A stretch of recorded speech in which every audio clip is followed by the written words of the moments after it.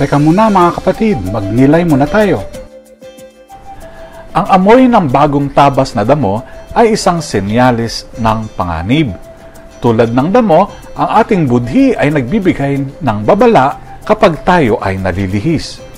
Kung ipagwalang bahala natin ito, maninigas ang ating puso sa kasalanan. Huwag ipagpaliban ang pagbabalik loob sa Diyos. Ang paru-paro, alam ba ninyo, ay hindi makalipad kapag malamig ang katawan nito. Ganon din ang kasalanan. Hinahadlangan tayong lumago sa pananampalataya. Sinabi ni Jesus na alisin ang anumang naglalayo sa atin sa Diyos upang mabuhay tayo sa Kanyang grasya. Ang damo ay nagbababala at ang paru-paro ay nananatiling mahina. Pero hindi natin kailangang manatili sa ganitong kalagayan. Makinig sa tawag ng Diyos, iwanan ang kasalanan at piliin siya ngayon.